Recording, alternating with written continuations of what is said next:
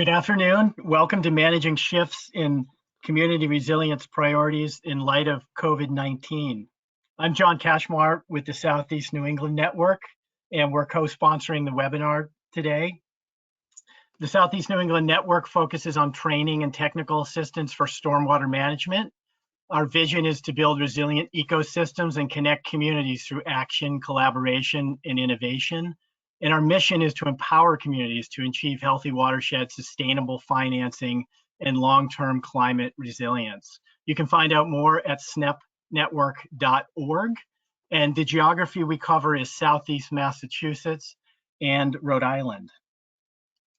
I would like to point out we will have questions at the end of the webinar. If you have questions, please add them to the dialog box, and we will have someone who's reviewing those and looking for questions at the end.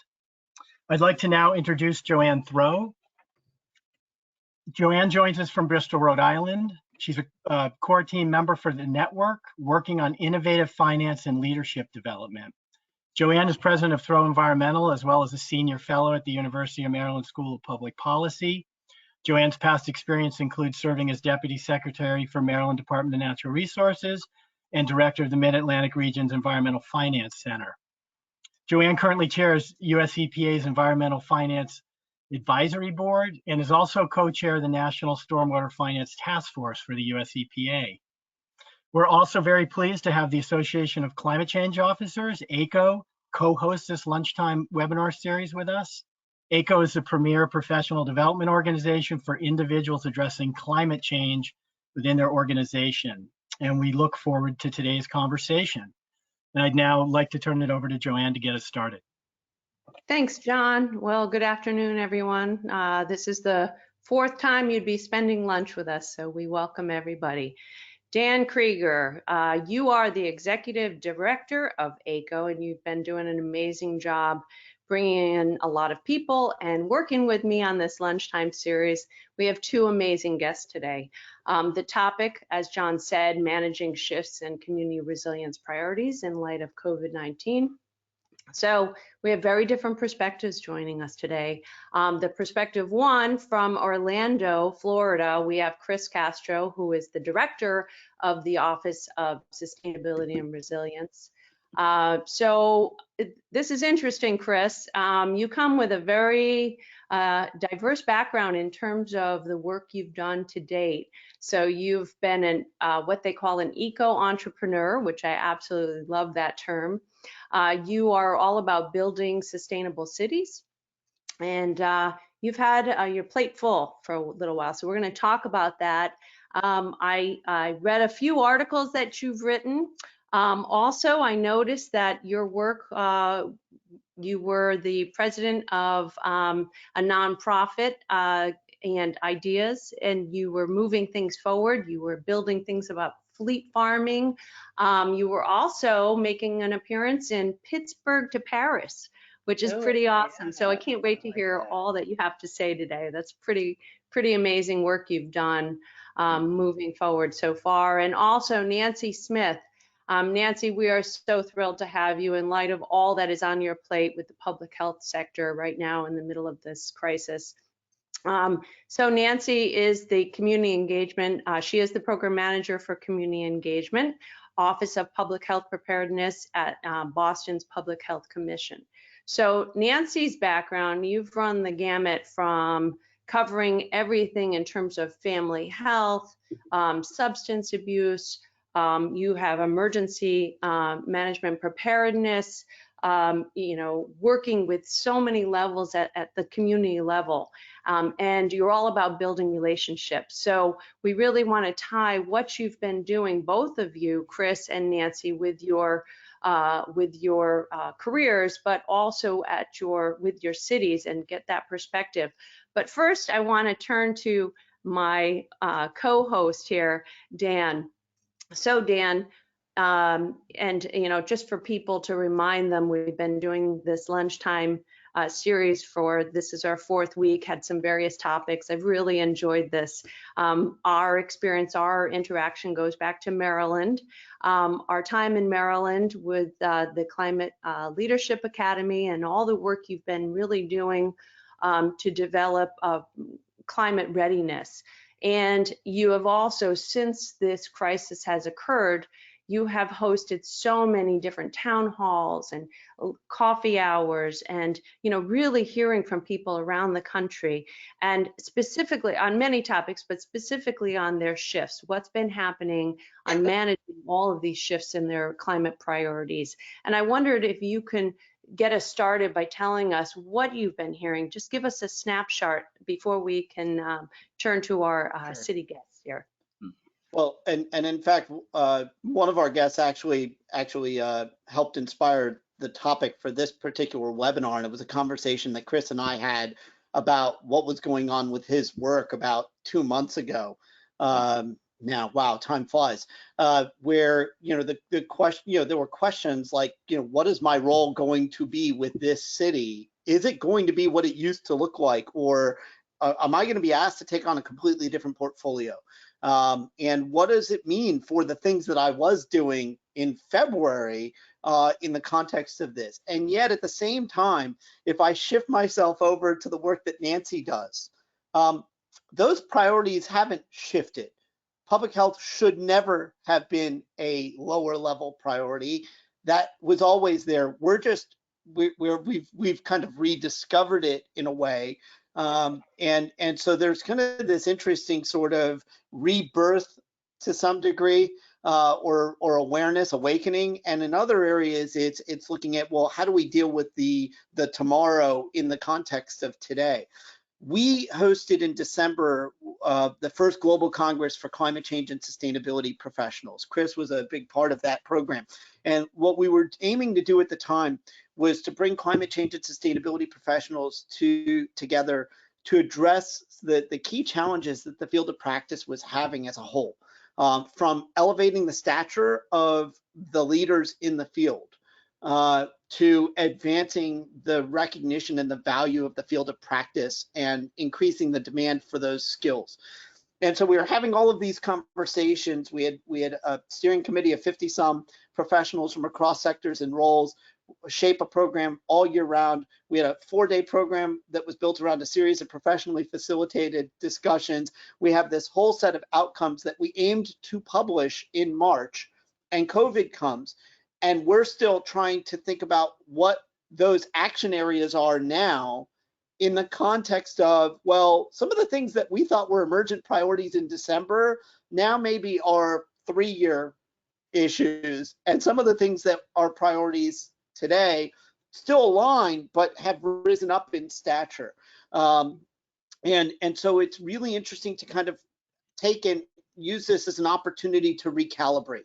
And I think a lot of people are, and I think we're going to hear today from Nancy and Chris, how this has provided them that opportunity to recalibrate. But I think everybody in this field is right now asking themselves, how do I align what I'm doing on climate or sustainability in the context of either health or job creation?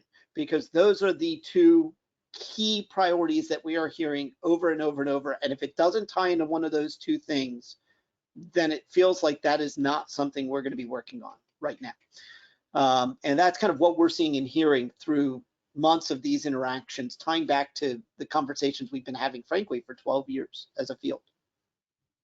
Thanks, Dan. I think it would be great, Dan, if we start maybe better understanding what Nancy and Chris do in their job.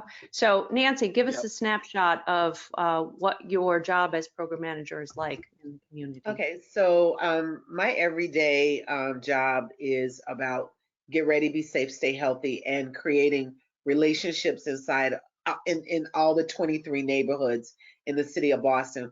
We're also very fortunate that this program also has gotten funding from Homeland Security. So I also support other regions in the city and around Metro Boston, which includes Cambridge, Somerville, Revere, Quincy, Everett, Weymouth, and Brookline. And so with that, it allows us to actually be able to do a lot of, and I'm going to use this word, cross-pollinate with programming to get people ready, which is a simple thing that FEMA's always done, right? The public safety side of it, which is stay healthy, which, people say, oh, well, we want everybody to learn how to do CPR. I'm just doing a general overview of some of the things that people have had out in the market forever with these Get Ready emergency programs. But our program was very unique because it actually added a stay healthy portion of it, which allowed the public health piece to be inserted. And then, like I said, in 2016, I had an opportunity to partner with another city agency that allowed this program to grow into a climate-related issue. Because basically, when you start talking about emergency preparedness, the flip side is like, okay, because of climate. So you had individuals that were wanting to know about sea rising. Okay, so if I have to evacuate, what do I need to have? So it was like these programs kind of started running hand to hand with each other, because you can't talk about any form of adaptation without actually getting people prepared for what they need to do in all facets of that: getting ready, being safe, and staying healthy. So Chris, give us a snapshot of your position.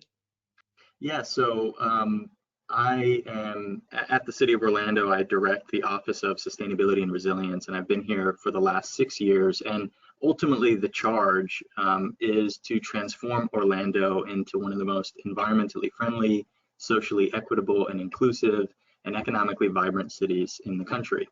And as you can imagine in that definition, it's really about how do we integrate the triple bottom line of people, planet, and prosperity into everything that we do within Orlando. And so the last 6 years I'm a kid in a candy shop. For those who know me, I'm extremely passionate about this, and this was a perfect position for me to get into because really I'm an in-house sustainability consultant.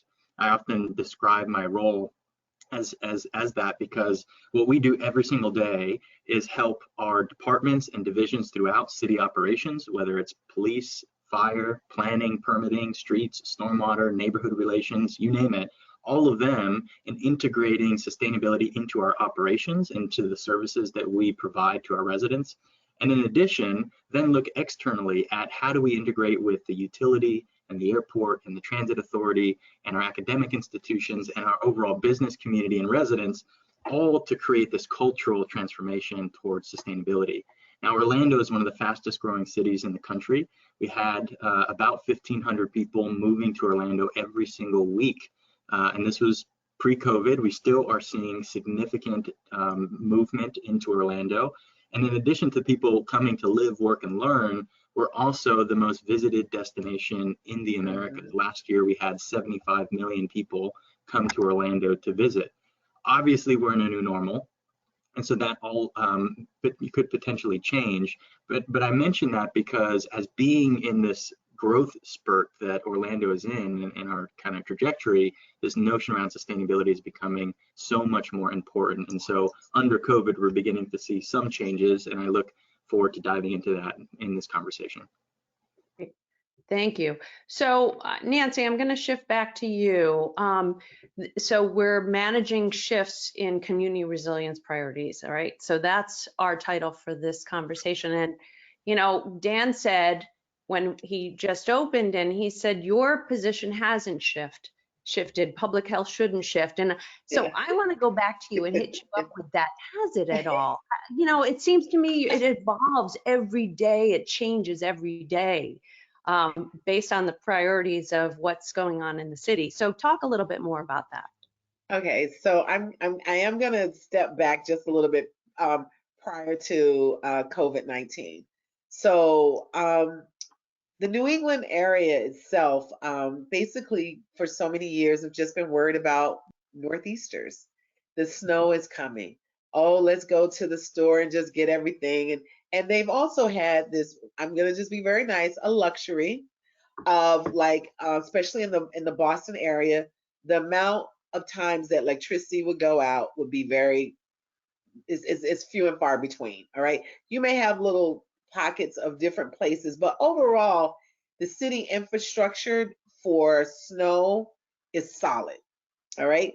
And so then we had that wicked storm that came through in 2015 that really made all of us like this. I'm just gonna like, oh my God. You know, we had Winthrop, Quincy, all of these beautiful places, all the coastal line was getting us, things were happening that they've never ever seen in their whole lives. It's like, and so it allowed this kind of, I'm gonna just say, shake up a little. And that shake up actually positioned us into a better idea about what things we're going to be doing winter wise. And then on the other side of the house, we kept seeing, you know, the temperature going up and all the information is coming out, the heat is coming. And then last year we had a wonderful opportunity to partner with the Museum of Science through this program called Wicked Hot. And the data that came out from that has really allowed us to put everyone with, you know, transparency to the community. Like, this is what's going on. And I think that when you have a mayor who believes in climate, Mayor Wash is in 100. He's all about supporting new information. We have divisions inside of the city of Boston that is just growing. And I think that when you have that support from the top level, it allows us to actually be able to continue to do the work we're doing. I mean, my day is definitely not the same because I'm on virtual mostly, but it still is supporting the community virtually, and also by little old school hello on the phone. My first thing that I do want to tell you is that I went back to checking in with my neighborhood association groups, because they're at the bottom. They know what's happening on every street level. So when we first started this program, we invested the time with the neighborhood associations, right? So that allowed us also to be able to create a platform in order to have them do a buy-in as well with climate change. Because so you have to invest in education, in educating people. And I'm going to give this as an example. What happens in East Boston, which is rising seawater, rising tides, high tides, the folks in Mattapan are like, yeah, so, but I want to know more about why I'm getting groundwater into my basement.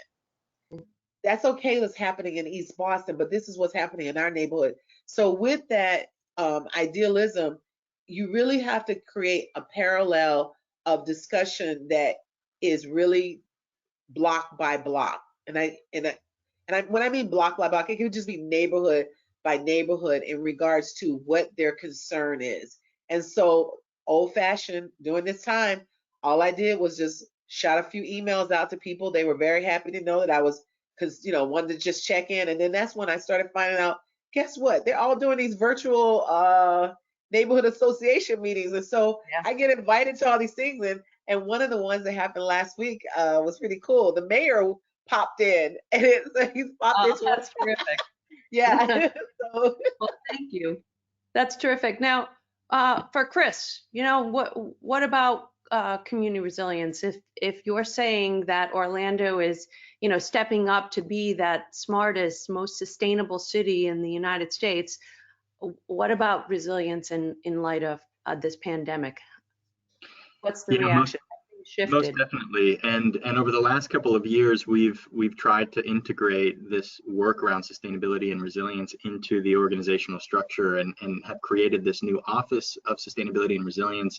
And resilience is a broad term, as most people know, and quite frankly, global pandemics weren't a part of the scope or the focus originally. And I think that that's one of the things that has now started to change, is really expanding kind of our understanding about what community resilience means. We have, over the last number of years, tried to integrate equity as a core focus in the work that we're doing, and have that lens so that any policy or program we're implementing, comes forward with those who are least fortunate in mind first, and trying to address their needs and insecurities. And now what I think we're beginning to see is, in addition to equity, this notion around health being the focus of defining sustainability. So environmental health, public health, and economic health are another way of saying the triple bottom line of people, planet, and prosperity, just with this notion around health.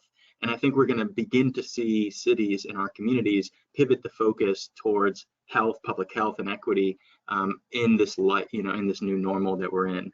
You know, when we start also thinking about resilience, another thing comes to mind, and that is your institution prepared to work remotely in times of any given disaster, right? Are you prepared to lift up digital tools and continue your operations remotely? And that's a big question at whether or not your business is resilient or your institution is resilient to any given shock or stressor. So now we're starting to think not just about your, you know, are we getting food and necessary resources, but can you continue to operate your business or your government or your organization in that same light? You know, I think Dan, you know, hit it on the head with saying that this economic development and jobs are going to be a very strong theme in addition to health. And so we're starting to, it's not that those weren't a core part of what we were already doing. It's actually part of the message that we lead with. Economic development and job creation it is the reason, you know, one of the major reasons we feel the importance of working on sustainability. And so we're just going to have to prioritize that further, right? Talk more about the economy and about people, and not less about the planet, but making those linkages for people to understand that it's not siloed, that this is very much a holistic approach, and that we need to begin addressing it in that respect. And so I don't see my role changing very much away from developing internal and external policies and working on driving forward mayor's key priorities. But I do think that the approach and how we go about communicating these efforts will change, and they'll be focused again more on equity, more on health, and more on economic development and jobs. So Chris, to that point, one of the things that we've seen in the in the climate space is the sensitivity that we have with food to chronic and acute stresses, but we've also seen the massive waste that the way we handle food in this country, with a fifth of our food ending up in landfill. I'm sorry, it's more than that. 40% of the food it's 40% from farm to fork is wasted, and then a fifth of our emissions are in landfill are from food.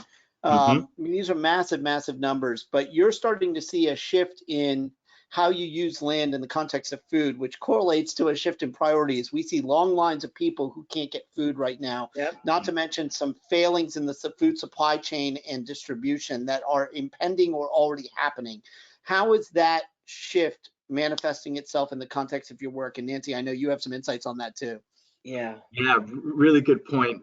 So local food systems is one of our 7 core focus areas, and I didn't really mention those before, but local foods has been critical. And so we've been trying to figure out what are ways in which we can enable more urban agriculture. We can encourage people to grow food. So we've done things like enabling front yard agriculture, where you can grow 60% of your front lawn as an edible landscape. It could be fruit trees, it could be row crops, it could be raised beds. We have enabled that, and we have a significant amount of residents who, you know, are growing food. In addition, we've enabled backyard chickens and apiaries, so people can raise their own, you know, grow their own eggs and honey. We have then pivoted to looking at public land, and so we have a program called Grow a Lot that's about turning vacant public land into edible landscapes, into urban farms. And now we're beginning to see that because of that capacity that was built around enabling this food production, that we've been able to meet specifically those that are most vulnerable with healthy, nutritious foods, as we supplement what our food banks are providing, which are often non-perishable foods and not as nutritious as it could be. And so what we're beginning to see is those efforts that we laid the foundation for are now allowing us to address food insecurity in a different way.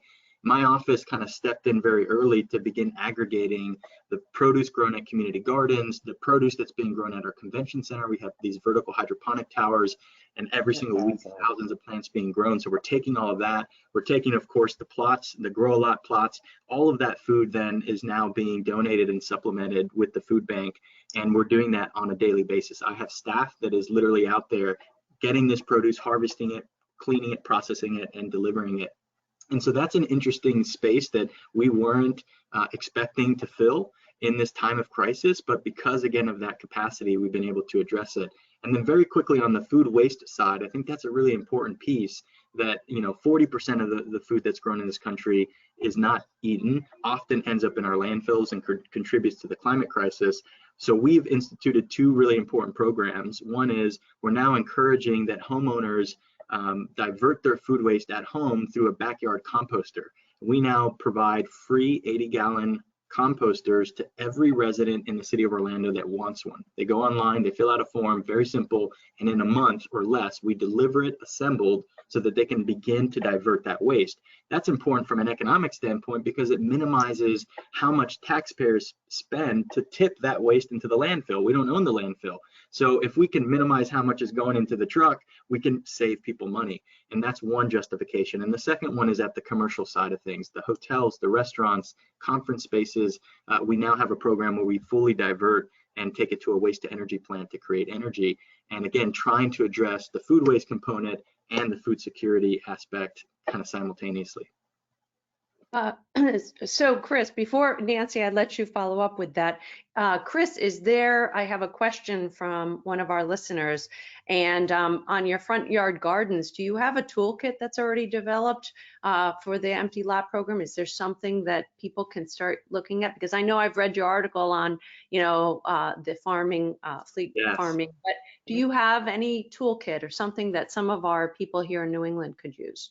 So I was really passionate about this aspect of turning neighborhoods into agrihoods and trying to bring food production into our communities and hyper-locally, not only hyper-locally grow it, but hyper-locally sell it.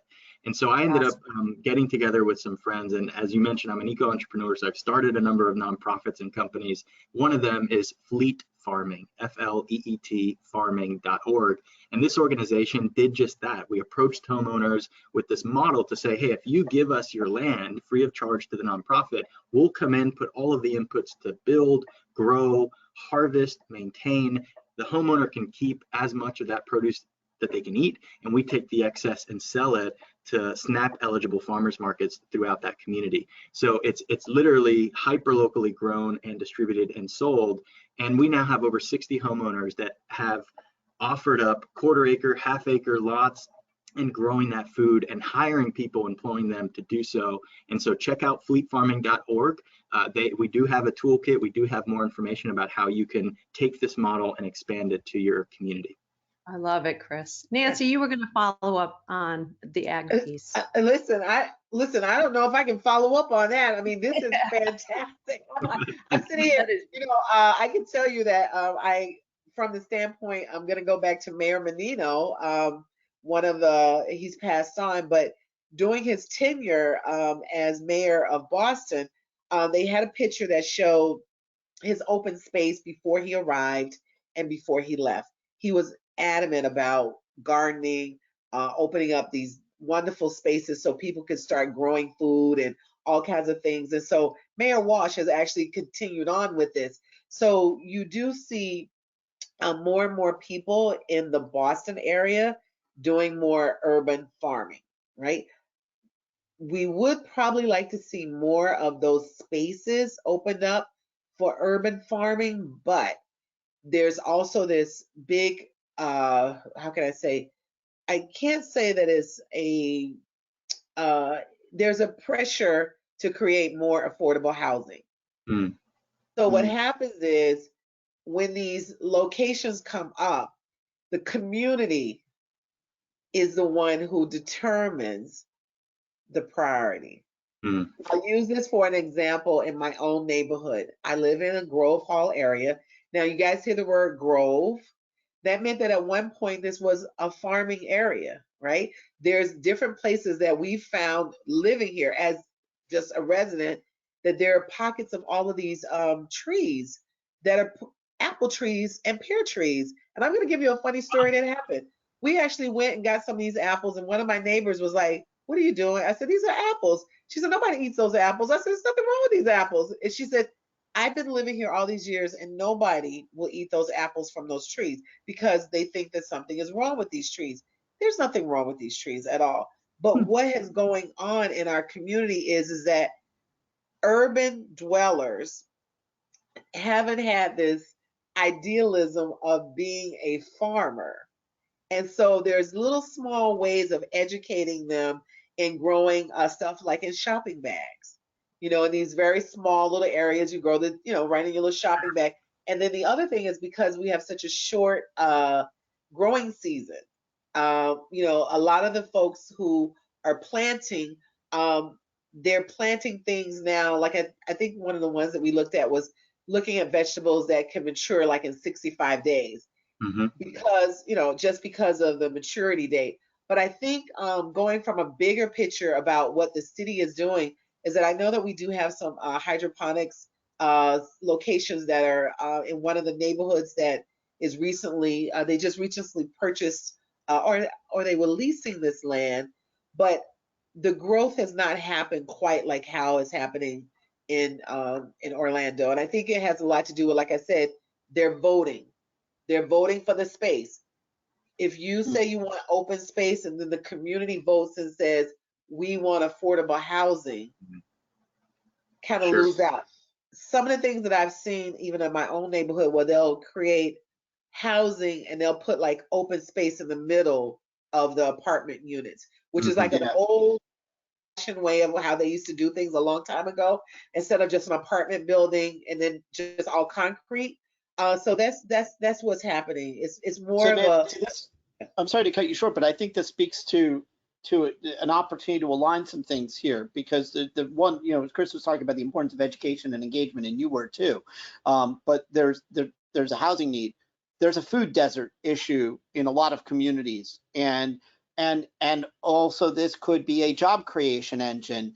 And it strikes me that it doesn't have to be one or the other, but I think the shift in priority that's taking place is figuring out how to frame it today in the context of serving all of those needs at once and designing systems that aren't one or the other. Sure. And I think that's the Yeah. thing that if we do better, then it is going to be responsive to all of those needs. But if we treat them as we're going to do this one thing at the cost of the other, well, it's not really though. Yeah, and to build on that, there could be, we now have standards for affordable housing that require us to not build the worst building by law to the Florida Yeah. Building Code, but for us to go above that and be more efficient so that those dwellers who end up occupying it aren't burdened by the energy or the utility side of things. And we've seen that often, very often, where somebody has an affordable rent for their apartment, but they're burdened out from the utilities because that apartment hasn't been upgraded by the landlord, or it's using very inefficient air conditioning and water heating systems. And so we now have this enhanced notion where if we're going to use CDBG or SHIP or home dollars, these are all federal and state housing dollars, that we have to tie it to some form of efficiency and green improvement. So we now have this guide for affordable housing, and part of it is looking at food production on site.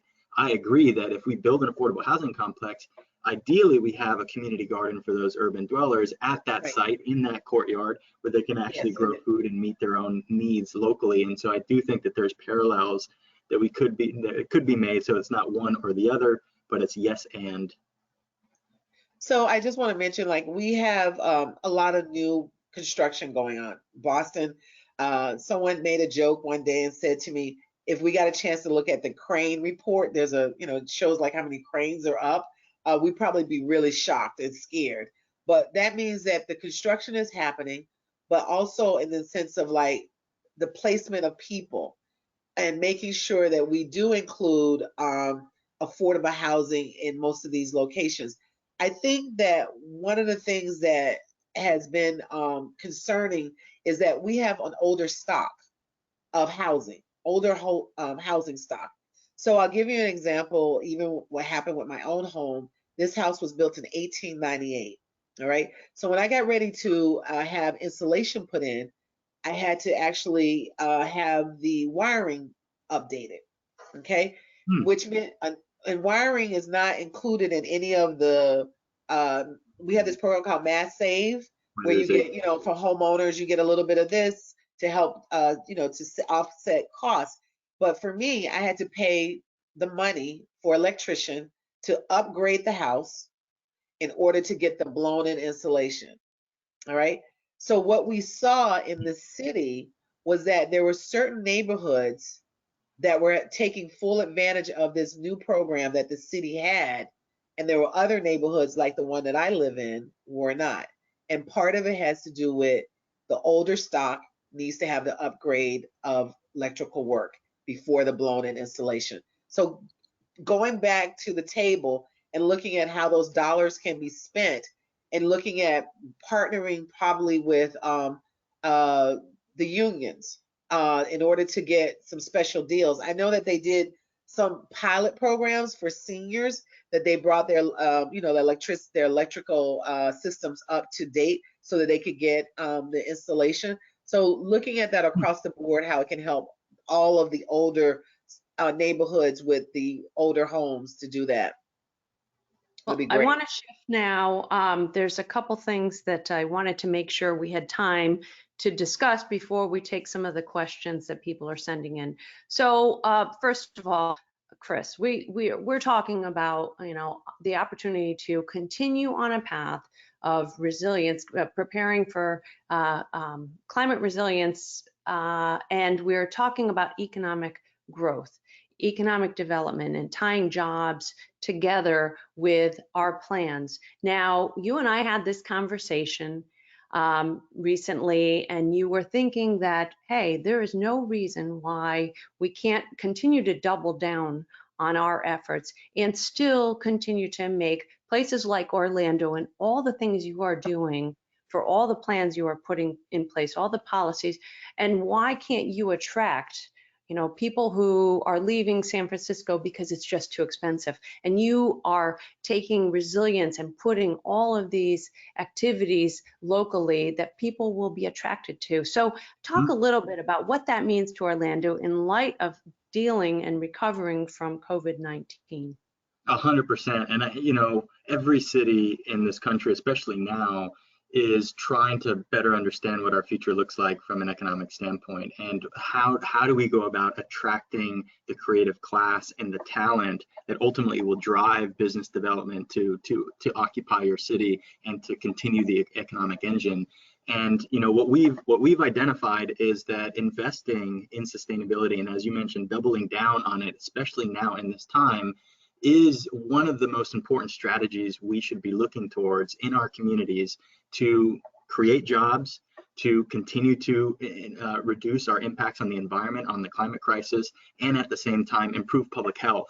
And we don't have to give up any one of those components. We just have to reorient and prioritize how we go about advancing what we want to do in our communities. And I think that we have an opportunity now. Many people, as we're talking about, you know, San Francisco and other cities on the West Coast that may be starting to be, you know, priced out of their current locations, are looking for places to move to and to migrate to that still have the same type of culture around environmental stewardship and equity and public health. They're looking for those cities that are you know, embracing walkability and bikeability and alternative forms of transportation. And they're looking for a place to raise their families that is also in a environmentally healthy location as well. And this is an opportunity, I think, for our communities across the country to again revisit our comprehensive plans, our land development codes, and our processes and how we go about governing our cities to be more attractive and to really integrate this notion of the triple bottom line into what we're doing. And so I think it is a true opportunity. We are, you know, I mentioned earlier, my position, my priorities haven't necessarily pivoted. We're still working on charting forward the goals we've set out. And, you know, this in conversations, you know, here with, you know, as we're going through budgeting and with leadership, you know, I'm hearing encouraging remarks from leadership in saying that because we've focused on these efforts, we're actually more resilient than we would have been if we did not start this journey 10 years ago, right? We've seen it on the food side of things. We're seeing it also on the economic side of things. And I hope that other communities look towards sustainable development as a framework for them to really jump on or kickstart if they haven't already. So thanks, Chris. Dan, did you have a question? Because I've got plenty and I want to keep us moving forward, but I don't want to cut you off. No, not well. There's some interesting comments from things that have been said that have been teed up by the audience that I think are worth referencing. I don't know that they're questions, but I want to call it out. And I had this exact same thought. So Deborah Johnson had commented that if we start to see a reduction in office space demand as some entities start to recognize that telecommuting actually works for their business or for a portion of their business. That actually, it's really interesting, because there's a group of people who are arguing right now, oh great, look, everyone's staying home, look how cleaner our air is, and we should encourage more of it. Well, there's some ripple effects of that. If you tell, if 30% of office space suddenly stops being used permanently, then the economics of real estate in that have just completely changed. What can you do with it? And you may have space that can be used for housing as a result. You may also have space that can be used for urban farming. And by the way, when we talk about urban farming, let's not assume that urban farming only applies to a big city environment, because really what we're talking about is creating food growing capabilities in places where you would normally have either commercial activity or residential activity, but not farming. Right. And I think Deborah's point is really spot on that. The other one now does lead to a question, which is about behavior. One of the questions that came in is, and this is really for Chris, but I think this will apply to Nancy as her feel with the communities as well, is, okay, so you're growing some food now, and you're growing it in your home, and a year or two, things start to resemble the old normal, and people get tired and they don't want to grow their own stuff anymore. And there's an interesting question about, how do you not just get people to do something today because things are difficult, but how do you actually make this a norm? And that's a distinction for people growing food in their homes in the residential area versus you as a city or as a government creating a local growth activity that is staffed not by somebody who happens to be living there. Right. And I just want to know if you guys have been thinking about that and what sort of things you would be feeling from what you've heard in your communities at the neighborhood level. Well, I think the point is critical, that this is an opportunity to have this paradigm shift in behavior or in our thought processes that will hopefully chart our path in a more responsible and a cleaner and a more sustainable direction, right? So I think that there is an opportunity under COVID, maybe the silver lining of people now reflecting on themselves and how they live their lives a little bit more about the food that they're getting and where it's coming from, which may have this ability of creating this transformation. I often say that we have to make it fun. We have to make this an activity that you look forward to, where my daughter drags me out every single day to go to the garden because she wants to go and get her Everglades tomatoes and like chomp on them. Right? And so it's to the point where it's fun for her. She's like, this is an activity. I have to go outside with my dad and we're having fun outdoors, and she's picking up bugs. You know, so the thing we've done with Fleet Farming, and this is, you know, Fleet's not the only organization, but as an example, personally, we've done these every weekend. We host what's called the Swarm Ride for Fleet Farming. And this is a volunteer bike ride where we emulate bees swarming around a community on bicycles. And we go house to house that has given us their lawn, and we maintain the lawn for them. And we have this ongoing edible education experience, we call it, where you literally go around learning how to grow food. You're trying the food as you're maintaining it, as you're harvesting. You're learning how to harvest lettuce, which some people have never done. And at the same time, you're also helping to build food resilience and food security in that community. And so we've made it fun to the point where now we have 30, 40, 50 people every weekend coming out, grandparents and their grandkids coming out on a bike ride together outdoors and growing food. And it's become this event that people look forward to in this activity. And I think there's other good examples at how we can make living more sustainable a fun thing to do, and something that hopefully becomes permanence beyond just this shock that we're facing under COVID. But Nancy, I'm going to follow up with you, because the communities, the neighborhoods you're working with, there's such diversity in the neighborhoods, and, you know, social, the economic, the language, the cultural. So how do you take all that you are trying to get the public information out, you're trying to stay with the community, understand their demands, and how are we transitioning? How are you transitioning your role in your work and managing that process to continue on this path?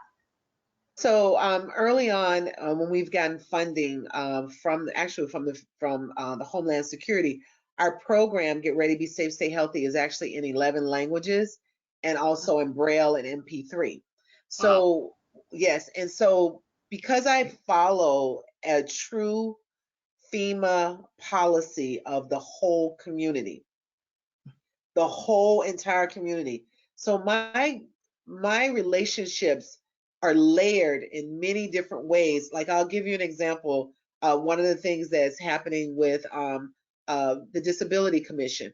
We recently did a event that was considered to be a conversation with the community, and because I'm already layered with them, I call them and I say, listen, we're going to be doing this. Would you like for us to have a breakout room, for American Sign Language? And she said, well, aren't you doing also for this particular one is in Spanish? I said, yeah, we're going to do a breakout room for Spanish. And what she decided was like, I think what we would like to have is an event on our own, so that we can make sure that because the capacity of doing these programs to get information out to different individuals, sometimes I have to break it up instead of having all the languages, which we did old school. The old school, no language is dominant than the other, which means the old school translating English, Spanish, English, Spanish. Everyone who went to this event were so taken back by using that old technique, because a lot of times what happened now in our new normal, well, our old normal, we could just put earplugs in, right? And the language will be given to you in the way that you need it. But this time, when I do these events, I have to make sure that we have breakout rooms so that individuals can go, and also you understand, like if there's going to be some specialized information.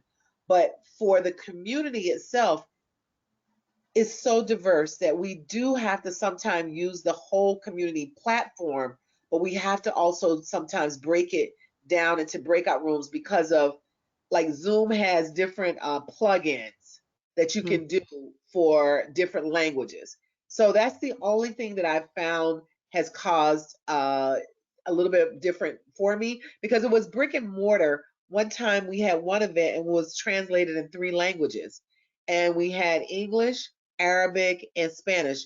And what ended up happening that day, we had over 300 plus people to watch it on Facebook Live, and we did it by old school. It was translated in English, then translated by Arabic by a community member. This is key. Having community members who are stakeholders, who are highly trusted in the community, is so advantageous. When you want to talk about, you have to have that respectability, because those individuals are the ones who are actually your liaison back into not just that neighborhood, but then you start going into the other groups that fit further into the community and how they are negotiating. I want to go back to what you were talking about as far as like growing food. Where I live in Dorchester, we have a very large Vietnamese community, and just watching how they have used their homes for food over the last 15 years is like, there is no manicured lawn, nobody's bothering them about like, you got to have a certain permit. Like sometimes I read about these stories in Florida where they say, oh, these people took 20 years to get, a permit to pass agriculture. People in this community where I live, we've learned a lot from the Vietnamese community, because now people are like saying, hey, maybe I can grow stuff in barrels. And they're literally using their all around their house to grow different things. It's not about beautiful tulips. No, edible landscapes. That's how we gotta start to look at things, is bringing it back to the household, bringing it back home. And the amount of impact that the industrial agricultural complex has on the planet and on public health is massive.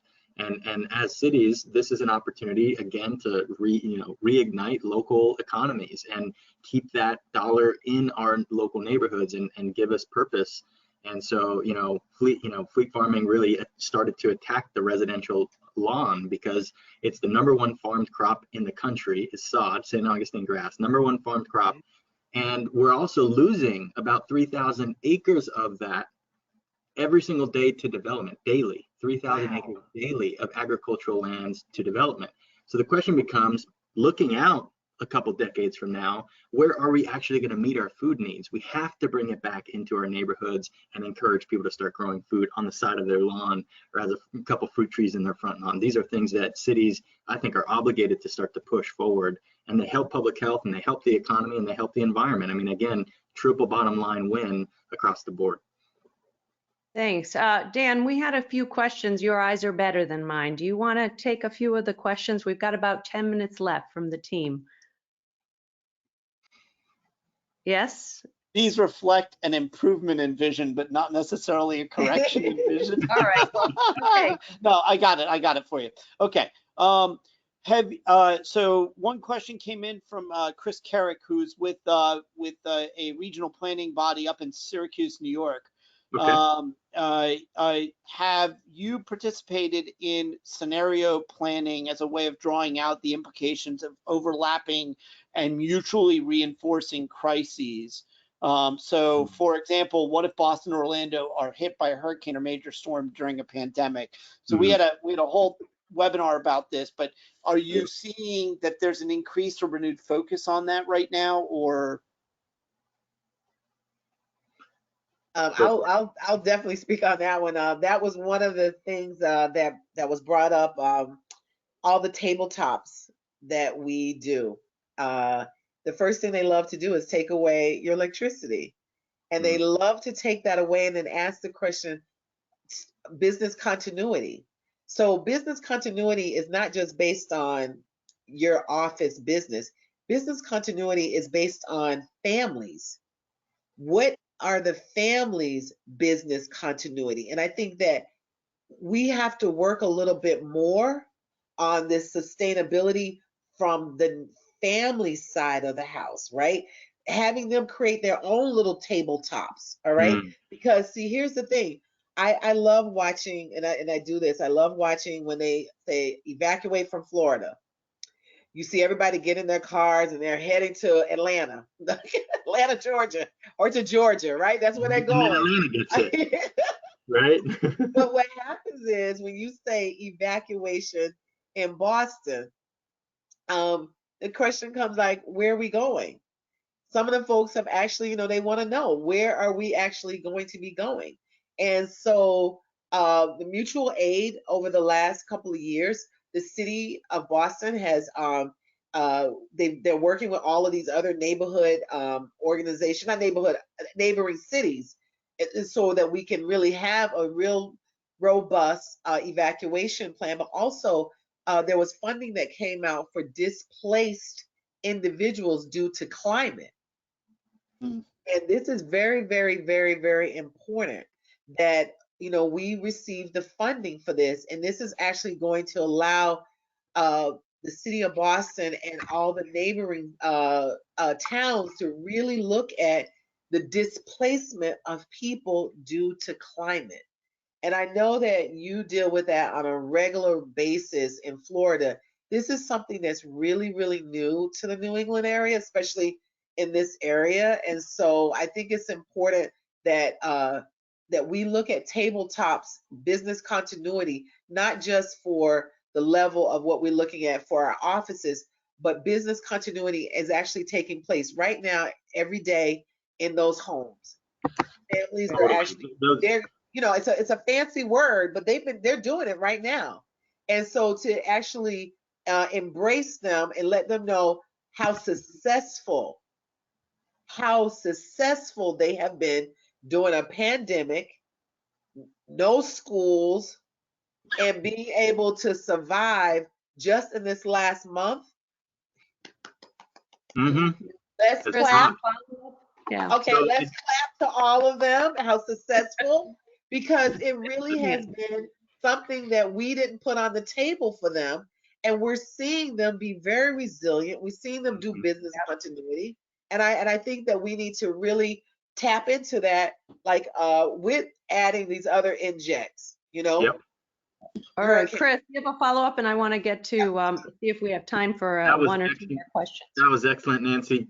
4 quick points that I wrote down that I think are important to share. One is we are collaborating very closely with our regional planning council, and we've lifted up back in October of 2019, a historic effort to bring a regional resilience collaborative together of governments. And now we have over 30 governments in East Central Florida that have now come together, 5 counties, 20 different cities, transportation planning organizations, and others around this notion of resilience. We've all passed a memorandum that outlines our objectives and goals.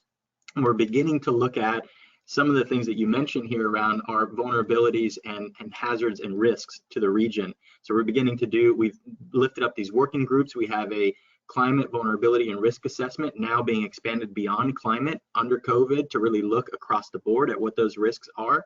We're looking at green, blue, and gray infrastructure and what that assessment currently looks like.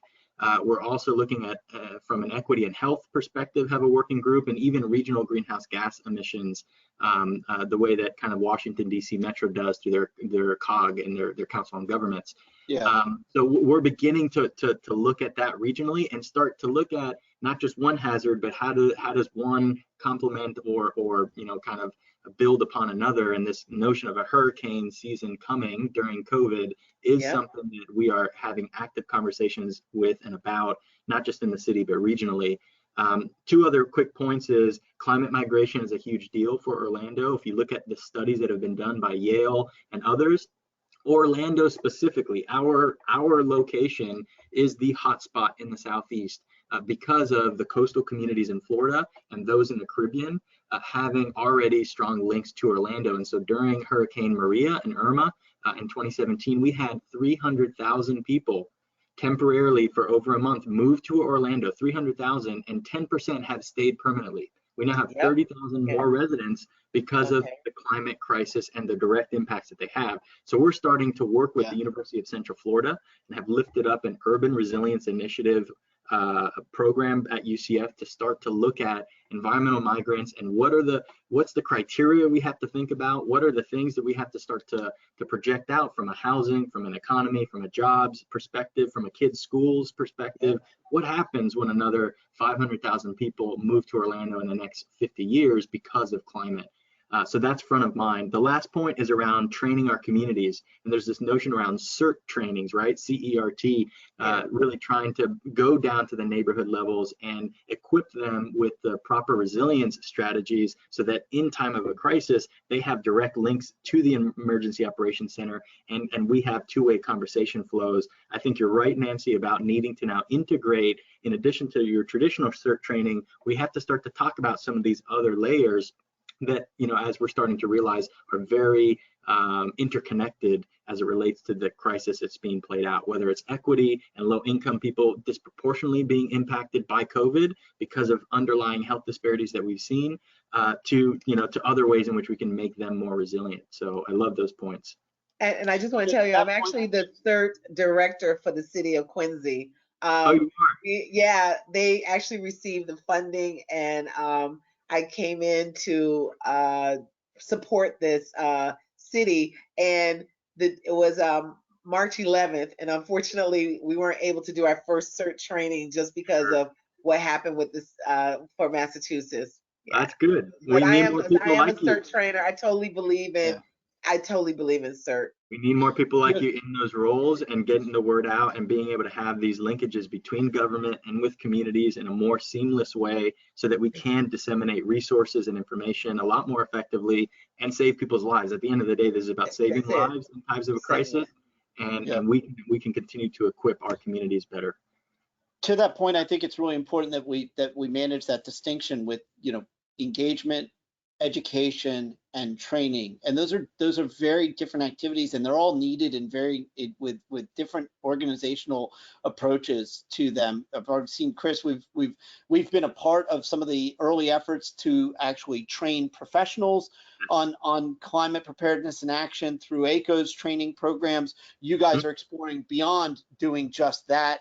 But that importance of getting down to the community level, that may not necessarily be certified climate change professional training. That is more like community engagement and education and awareness building. Yes. It's a mix of all of those different things. Who needs to know what? Who needs to be able to do what, and what structures need to be in place to create the ongoing multi-directional engagement so that Yes. that dialogue is ongoing and evolving. Totally. Well, Nancy, Chris, and Dan, we are out of time. I'm telling you, there were so many more questions I had, so many more topics we could have covered. You both were amazing. Nancy, Chris, absolutely outstanding. There are some other questions we didn't get to. I may find time to get them to you both, so maybe I can share with our listeners later, or invite you back for future webinars. So thank you. Dan, it's been a month just of amazing information that I've really enjoyed these lunchtime webinars with you. Maybe you'll come back and do something here in New England with us soon. We've been teeing you up for a while. We're ready for ACO. We want to see you up here. So let's work on that. Okay. Well, we're going to announce some June programs with some New England specifics coming shortly. So yeah, thank you very much. And Chris and Nancy, thanks for joining today's program. And to the SNEP team and Joanne, thanks for the opportunity. We've really enjoyed working with you on this series. Love it. Thank you all. And maybe guys. Chris, Take care. have you up here. Good work. Thank you. Take care, all. Bye-bye, everybody. Bye.